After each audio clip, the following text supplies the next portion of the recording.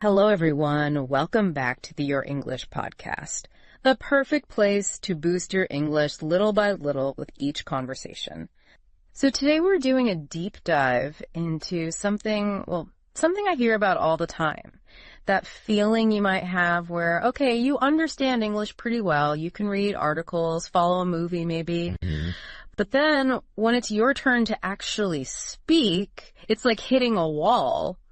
The confidence just evaporates. Oh, absolutely. Right? It's such a common place to be. You've put in the hours, you've absorbed so much vocabulary, grammar, but producing it, that feels like a totally different ballgame. Exactly. And if that sounds like you understanding, but just feeling hesitant to open your mouth, yeah, believe me, you are far from alone in this. Right. And that's precisely what we want to unpack today. This whole deep dive is about finding some, secrets, maybe practical steps anyway, to help you not just speak with more confidence, but to get to that next level. Actually starting to think in English? Yes, thinking in English. That's the goal, really. We'll be digging into what causes that block, that hesitation, and crucially, how you can start dismantling it step by step. Mm-hmm. We're drawing on quite a few ideas about how language learning actually works best. We'll look at, the mental side of things, but also very concrete techniques you can try literally today. Yeah. The whole mission is to bridge that gap between just understanding and actively, confidently communicating. So let's start with that first major hurdle, the one you mentioned, the translation barrier. Ah, yes. The constant back and forth in your head. You hear something in English, mm-hmm. Your brain instantly flips it into your native language. Then you figure out what you want to say in that language. Right. And then you start this painstaking translation process back into English before you even say a word. It just sounds exhausting. It is exhausting, and it's incredibly inefficient. It creates this huge bottleneck, slowing everything down. You're using up so much brain power just on the translation. There's less left for actually, communicating fluidly. Yeah, you can't really keep up with a natural conversation pace like that. Exactly. And the real insight here, I think, is that learning to think directly in English isn't just about speed. It's more fundamental. It changes how you actually interact with the language itself. How so? Well, when you break free from constantly translating, you're not just faster.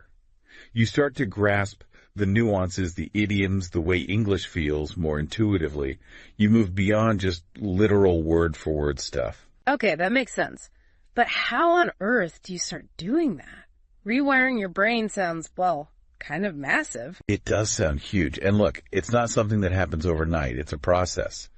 But the way in is through really small, manageable daily steps. Like what?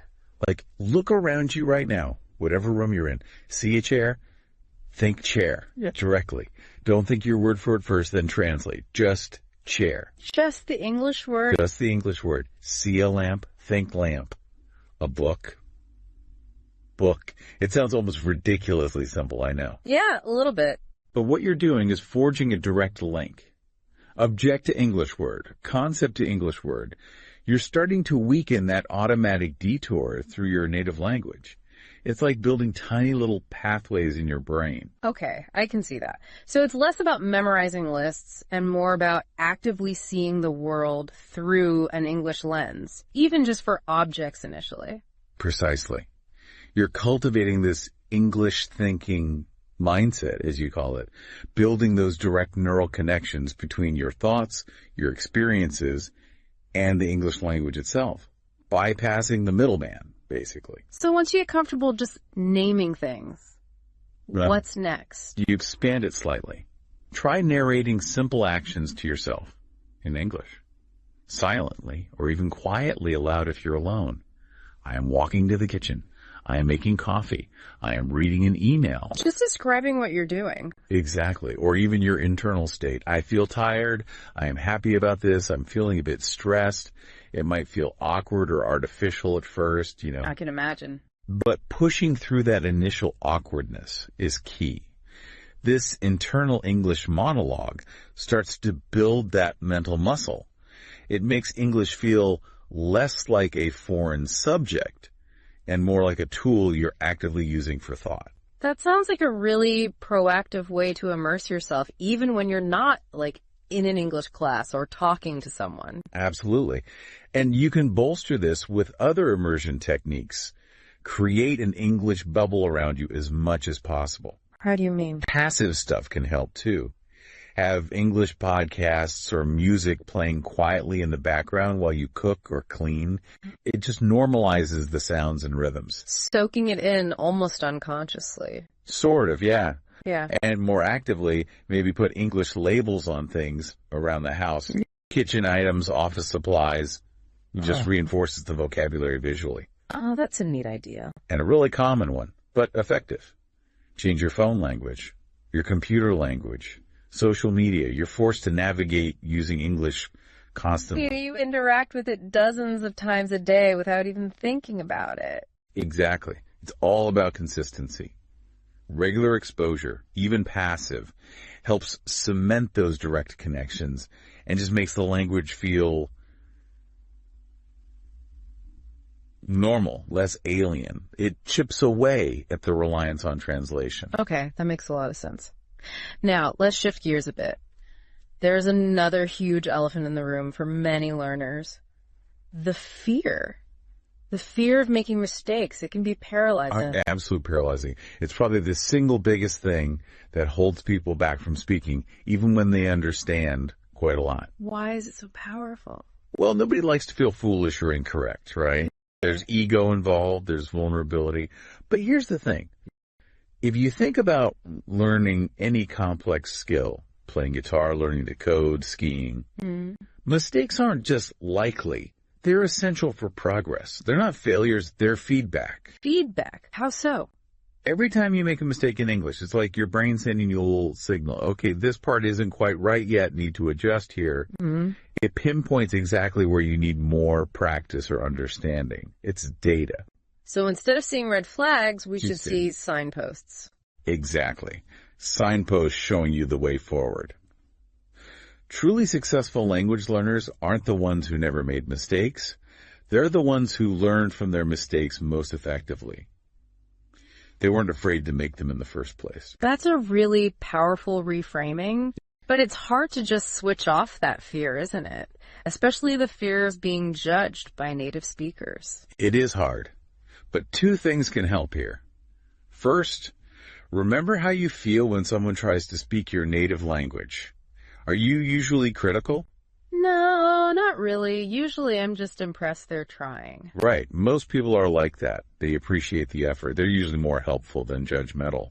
And second, you can consciously seek out safer spaces to practice initially. Like what? Language exchange partners who are also learning, supportive online groups, maybe a patient tutor, places where the expectation isn't perfection, but communication and learning. Okay. And you mentioned a practical technique, too. Recording yourself, that sounds potentially cringeworthy. It can feel that way at first, definitely. Listening to your own voice can be strange, but the value is immense. Why? Because when you record yourself just talking, maybe summarizing an article, describing your day, and then listen back later, you can be much more objective. The pressure of the moment is gone. I see. You're not trying to speak and analyze simultaneously. Exactly. You can just listen.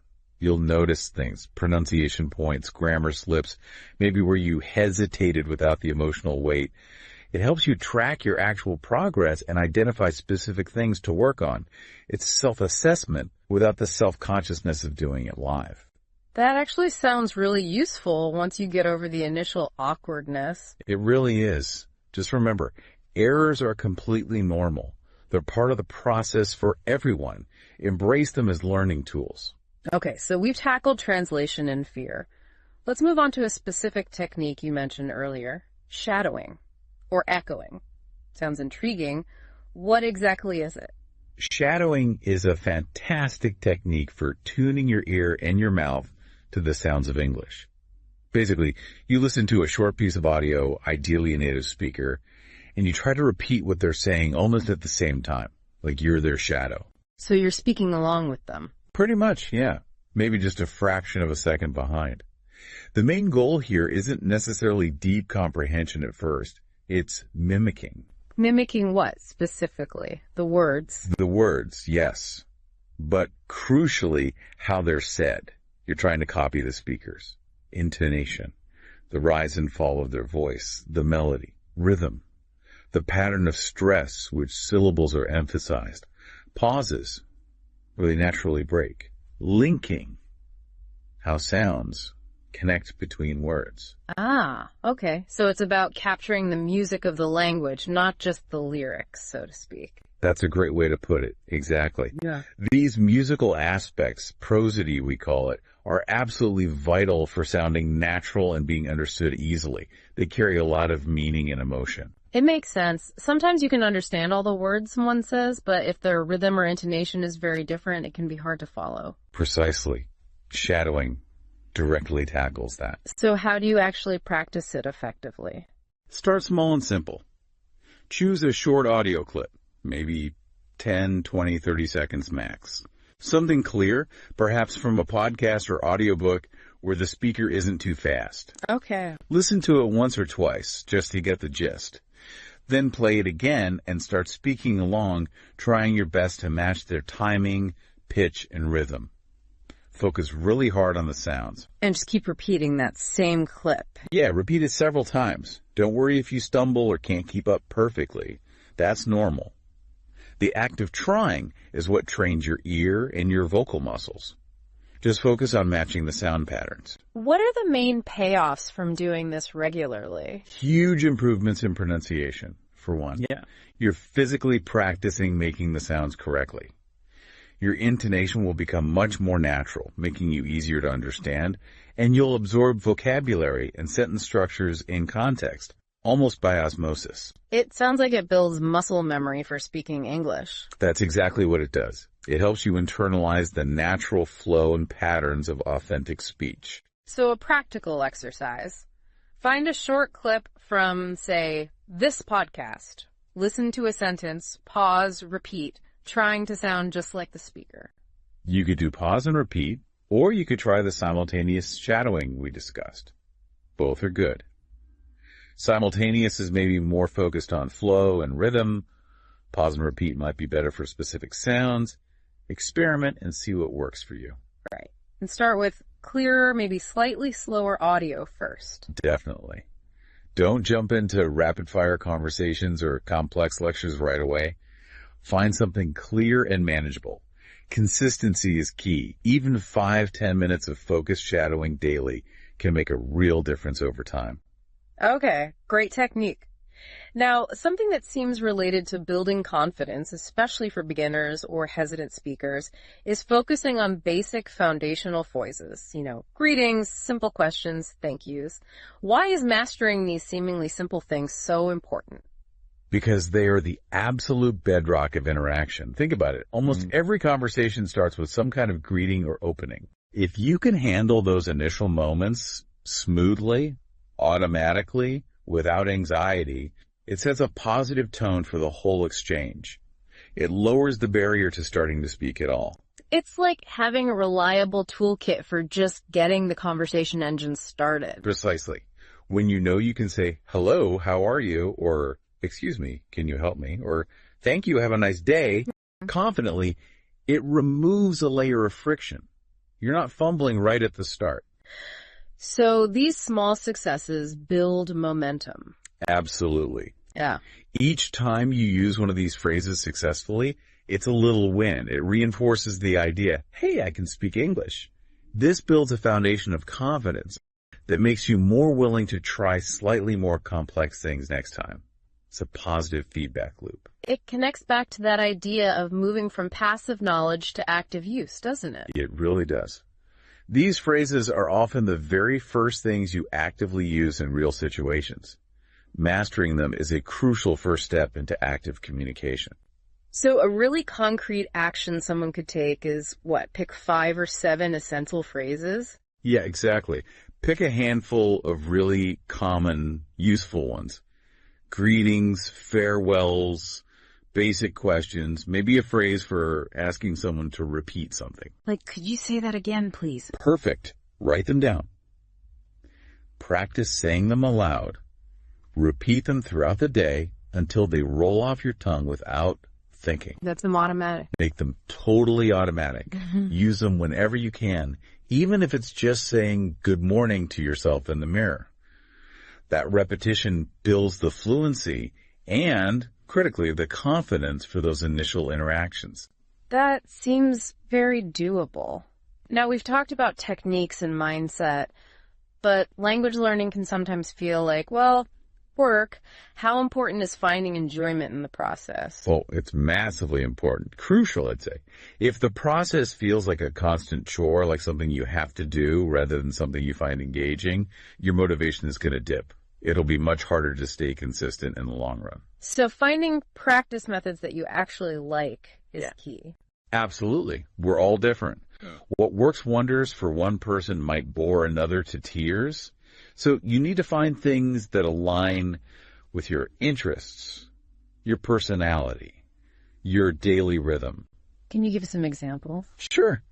If you love music, don't just listen, sing along, print out the lyrics, try to match the singer's pronunciation and rhythm. That's a form of shadowing, really. Okay. If you're a movie buff, watch films in English. Start with subtitles in your own language if you need to, then maybe switch to English subtitles, and eventually try watching without any. Focus on understanding through context and listening. And if you like people, seek out interaction. Find language exchange partners online. Join conversation clubs. Maybe even find local meetups if they exist. Turn practice into a social activity. The point is, if you're enjoying it, it stops feeling like study and starts feeling like, well, life. That makes sense. And what if finding conversation partners is difficult? Does your speaking progress just stall? Not necessarily. Real conversation is great, the gold standard maybe, but it's not the only way to practice speaking. Don't let a lack of partners become an excuse to do nothing. So what can you do instead? All the things we've discussed. Shadowing is solo practice. Thinking in English. Narrating your day that's solo. Recording yourself speaking is solo. You can read articles or book passages aloud to practice pronunciation and flow. There's plenty you can do on your own to keep those speaking muscles working. That's really good to know. It removes a potential blocker for people. Now, going back to managing the learning process, learning a language feels huge. How do you avoid getting overwhelmed by the sheer amount of stuff to learn? That's where breaking things down comes in.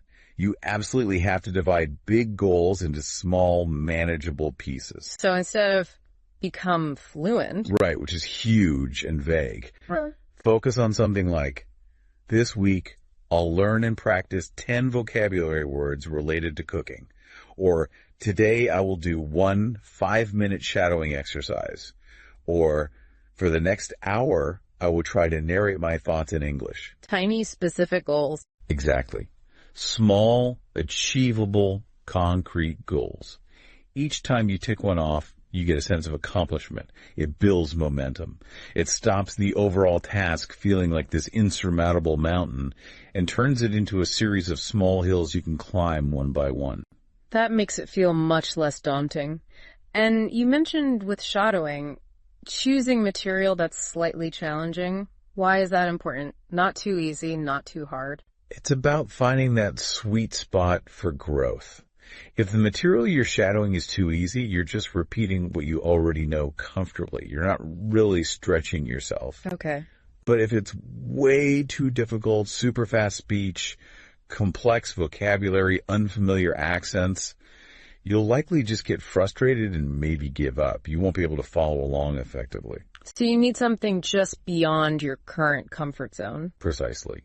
Something that makes you focus, makes you listen hard, maybe requires a few attempts to get the hang of, but is still ultimately achievable. That's where the real learning and improvement happens.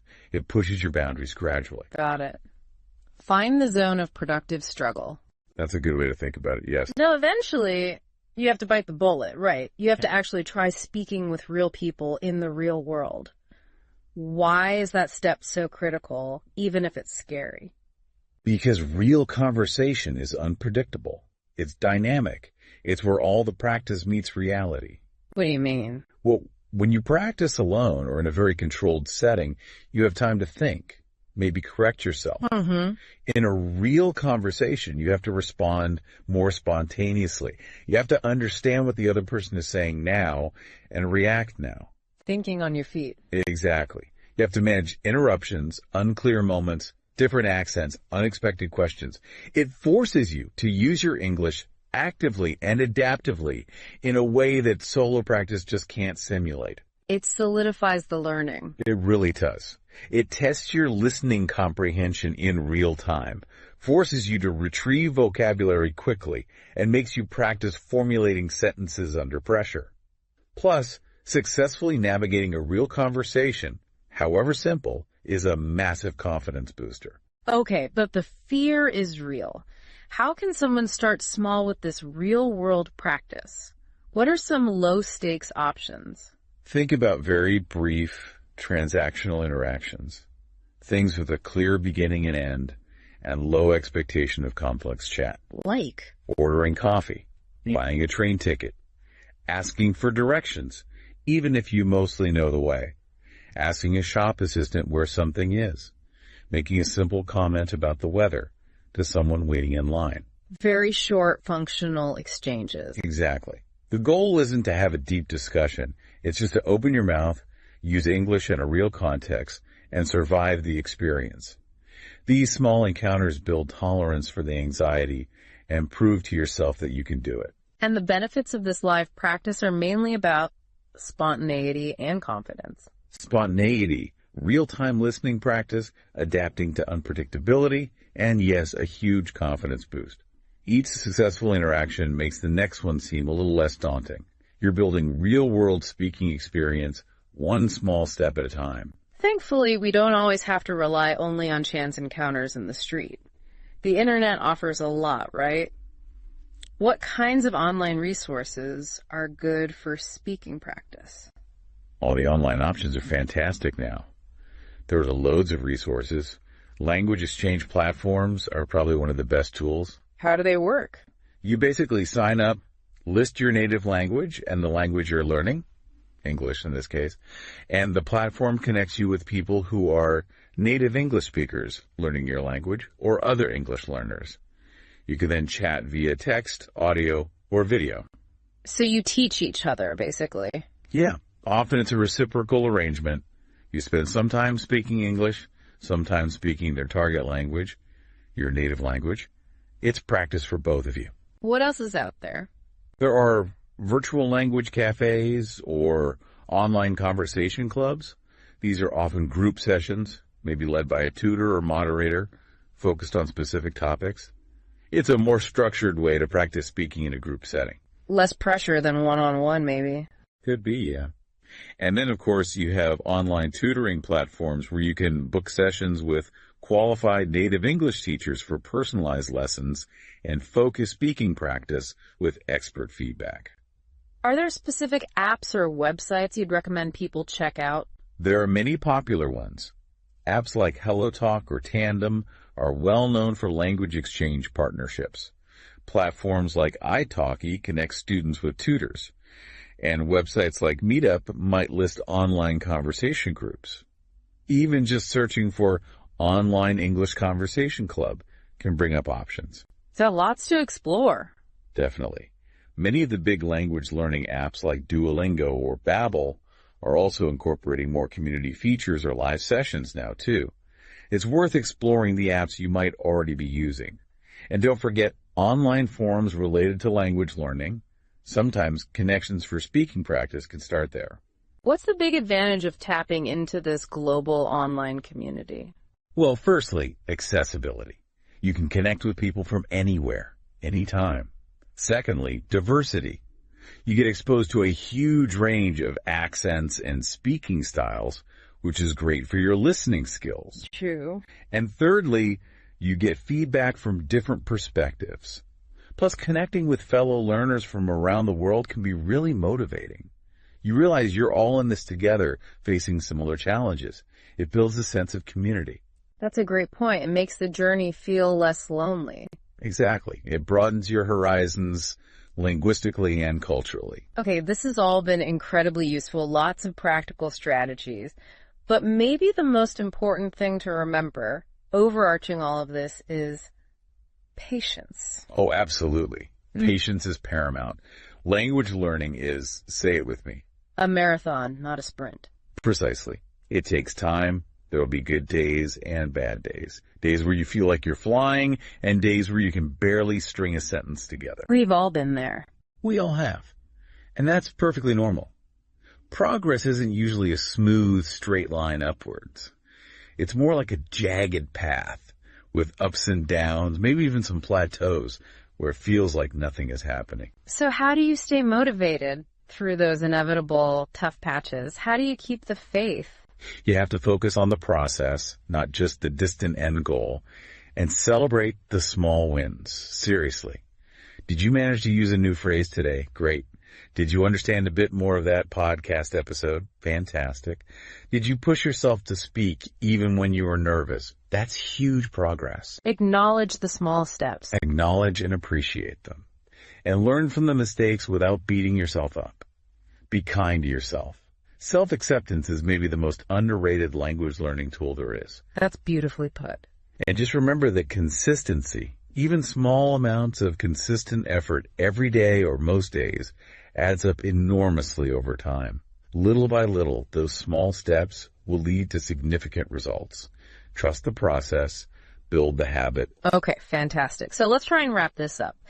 To recap for everyone listening, this deep dive has really been about making that crucial shift from just understanding English passively to actually using it, speaking it confidently. We talked about breaking that translation habit by starting to think directly in English, even with simple things. Yep. Naming objects, narrating your day. We explored the power of shadowing, mimicking native speakers to really nail the pronunciation, rhythm, and intonation. Super practical technique. We reframed mistakes not as failures, but as essential feedback, as learning opportunities. Getting over that fear. So important. Embrace the errors. And we emphasize finding enjoyable, sustainable ways to practice consistently, breaking things down, and eventually stepping out into real-world conversations. And leveraging all those great online resources, too. Right. The core message, I think, is that speaking fluency is a skill. And like any skill playing an instrument, learning a sport, it improves with dedicated, regular practice and a willingness to push your boundaries a bit. Couldn't agree more.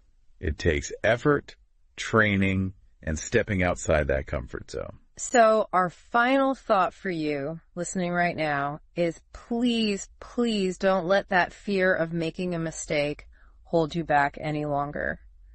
See those mistakes for what they are. Proof that you're trying, proof that you're learning. They're not roadblocks, they're stepping stones. Absolutely. Take those first small steps. Find practice methods you actually enjoy. And above all, be patient and kind to yourself on this journey. It's incredibly rewarding. And we'd genuinely love to hear from you. Try some of these techniques. Tell us about your small wins, your challenges, what's working for you. Share your experiences in the comments or find us on social media. Yes, please do. Let's build a community around this. Thank you so much for tuning in to this deep dive. We hope you found it helpful. Yes. Thanks for joining us. It was a great discussion. And if you did find value here, consider subscribing to your English podcast. We'll be back with more tips, strategies, and deep dives to support your English learning adventure. And finally, something to leave you with, perhaps. Think about how learning to truly communicate in another language doesn't just open doors professionally or for travel. How does it also, maybe more profoundly, change how you see the world, how you understand different perspectives, and perhaps